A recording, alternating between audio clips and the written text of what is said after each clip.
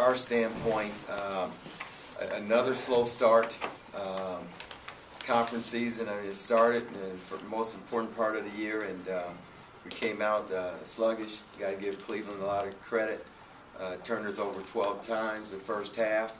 I mean, that's tough to overcome. 19 for the game, and I really thought it came down to their ability to pressure and turn us over, along with as we closed the gap the second half. Really proud of our guys' effort to battle back. We had to a three-point game. I thought it was a critical play, and one of their veteran players, Montgomery, steps up, makes a transition three that extended the lead. That was a key play that took a lot of wind out of our sail.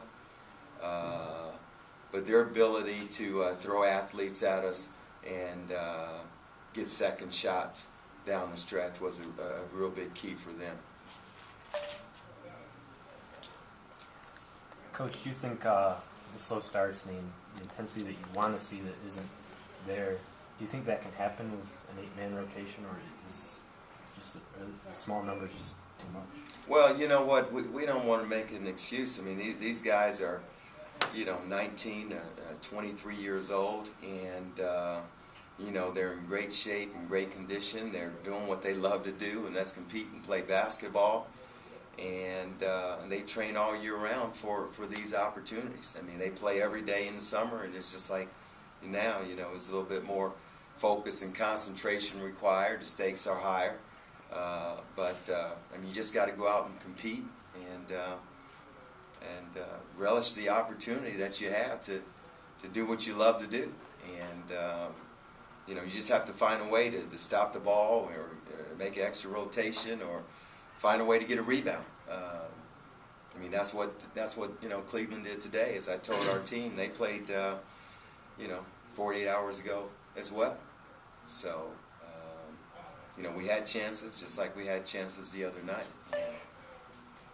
It's unfortunate, but the tough thing is that where we're sitting in the conference. But this young man had a couple subpar games by his standards, meaning Doug Anderson, and he came back, had a couple good practices, and he played at a level and showed that he can be a player in this Horizon League against one of the best teams today, and that's what we're going to need from him going forward. Doug, it's never good to look down at the bench and see Nick Minerath there with crutches, and you've got two other guys who aren't playing now, soon will be back. I mean, what can your team be theoretically, potentially, when you get those two guys back? I mean, it'll give us more energy. I mean, like two big guys coming back in. That'll let us, the other big man, play even harder than what we're playing. I mean, to know that the players that's coming out the bench can come in and do exactly what we're doing and benefit the team. And then we have another guard coming back. All the guards be in rotation, all of them be playing great minutes. I mean, he can really help us out. What does it say about the guys who were in uniform today that against teams highly regarded as Cleveland State, they get up by 14, everything's going their way, and next thing you look, it's 3. What does it say about your team? I mean, we're a good team. I mean, despite that, I mean, sometimes we get tired, but I mean, everybody plays hard, and we can go out there and do great things with just us 8 players. I mean, but people just got to keep their head up, and we go out there and play. We could have won this game. Ray, talk a little bit about a transition to play a St. John's team, a Steve Lavin team, nationally televised, and getting this UAD team to forget about this type of game and getting ready for a win Monday night. Well, that's what we have to do. But you know what? The most important part of our season is the conference season, and we've talked all season about this. I haven't mentioned St. John's' name to our team. I mean, I will tomorrow when we get together. But that's something you don't have to do because they understand what a great opportunity this is. But I think for us, I think the big thing, and this has come about because of the work that our athletic director Kerry Gaither has done in leading our program and making this possible in terms of the dedication to Dick Vitale.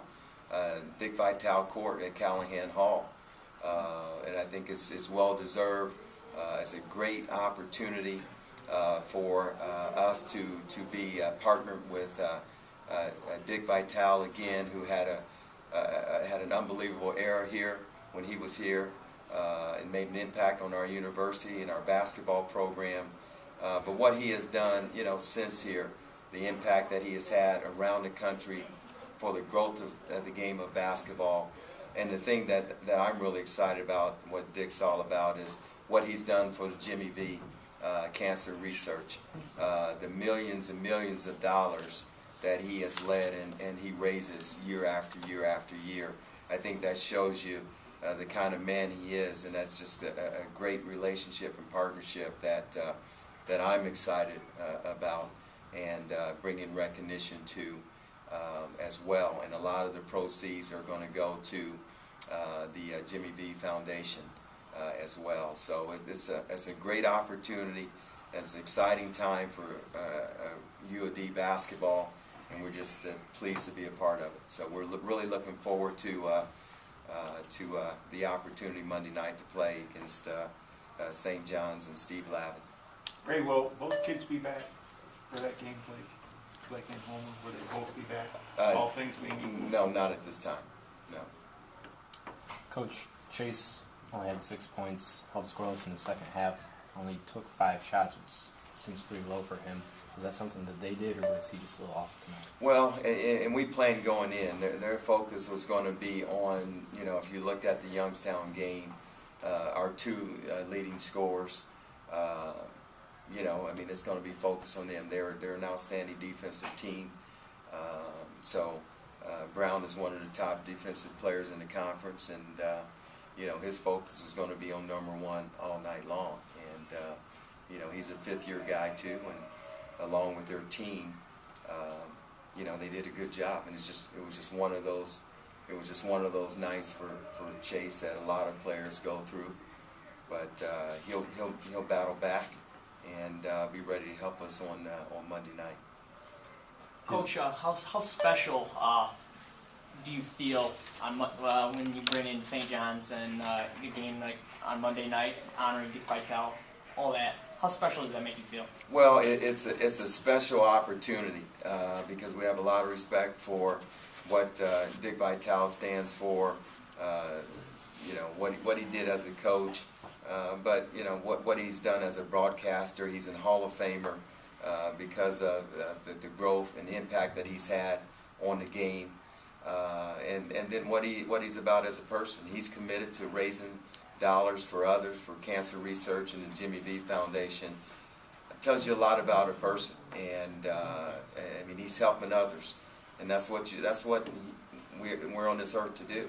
And he's leading the charge and using his voice and his position. And I've had the good fortune to go to his event where he raises $1 million every year, and it's from the heart. And I'm happy for he and Lorraine to be able to come back and be recognized for his contributions, to our school, to our program, and to be recognized around the country. Coach, is there a specific timetable for Eli to begin playing? Not at this time. All right, is he not dressing because of a specific reason, suspension, ineligibility, anything like that? Everything is still, being evaluated. So he came back in practice yesterday and had a very good practice, and his good spirits, and it's coming along very nicely. Doug, is your back okay? Can you just talk about that play when you went down there quickly? Yeah, I'm okay. I just landed on my shoulder and back left side of my shoulder, but it's nothing I can get over, so I'm okay. Thank you. Thank you. Any more? Thanks a lot, Coach.